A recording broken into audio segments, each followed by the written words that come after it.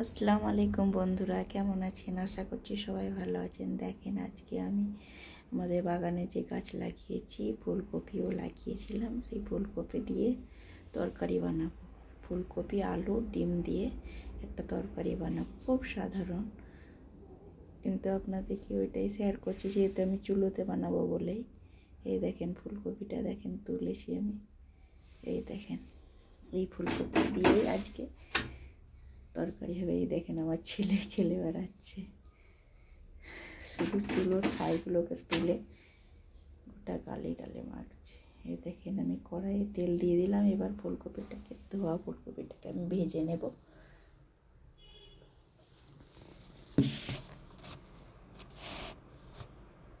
ফুলকপিটা ভাজা হয়ে গেলে এই দেখেন, এইদিকে আমার ভাত হচ্ছে। দেরি হয়ে গেছে, আজকে মেয়েকে স্কুল থেকে আনতে হলো বলে দেরি হয়ে গেছে, তার জন্য আমি একদিকে ভাত আর একদিকে ফুলকপি ভাজা।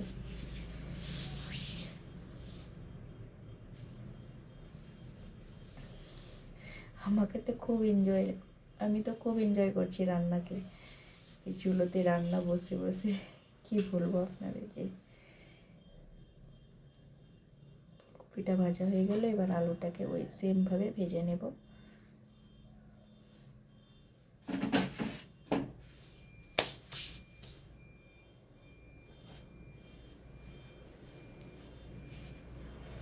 একটু হলুদ, তেল দিয়ে হলুদ দিব, ভেজে নেব ভালো করে।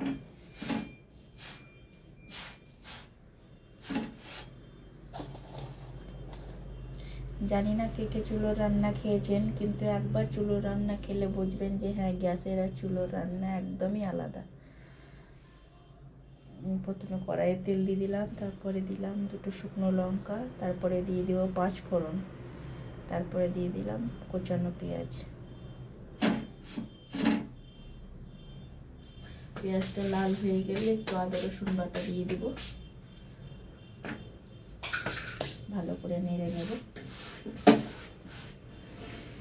তারপরে আস্তে আস্তে মশলাগুলো দিয়ে দেবো। প্রথমে দিয়ে দিলাম হলুদ,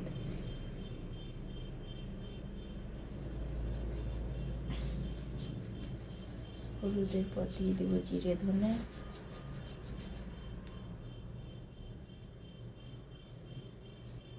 তারপরে লবণ স্বাদ অনুযায়ী,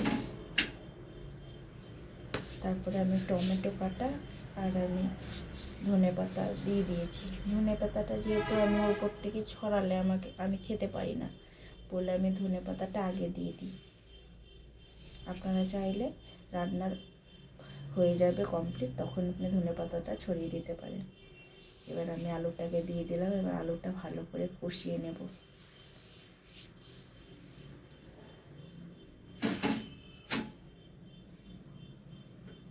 এখানে আমি ডিমটা লাস্টে, সেদ্ধ করাই ছিল, লাস্টে ভেজে নিয়ে তারপরে ডিমটাকে দিয়ে দেব। এই দেখেন আমার রান্না কমপ্লিট। মেয়ে বললো আমি বাগানে খাবো বলে আমি উপর আসতে পারিনি বলে ওই কপির পাতা দিয়ে ওদেরকে ভাত দিয়ে দিলাম। আর একটু আলুটা হবে, কিন্তু শুনছিলই না। এই ভাত খাবো মা, বাগানে ভাত খাবো বলে খুব বায়না করেছিল বলে ওদেরকে ভাই বোনকে দুজনকে ডিম দিয়ে আর আলু কপি দিয়ে দিয়েছি বাগানে, ওরা খেয়ে নিল। এবার আমি দিয়ে দিলাম, উপর থেকে ছড়িয়ে দিলাম গরম মশলা আর সবজি মশলা, তারপরে দিয়ে দিলাম একটু চিনি। এই দেখেন লাস্টে আমি ডিম দুটোকে, সেদ্ধ ডিম দুটোকে ভাজা করছি, একটু লবণ আর একটু হলুদ দিই।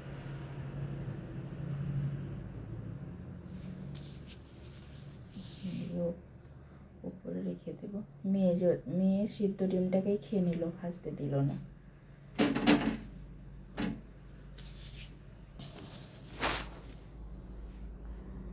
বাই বাই, আবার পরে ব্লগে দেখা হবে। আমার জন্য দোয়া করবেন যাতে আপনাদের দোয়াতে আগে বাড়তে পারি, আর আমাকে লাইক কমেন্ট শেয়ার করে দিবেন। ভালো থাকবেন সবাই।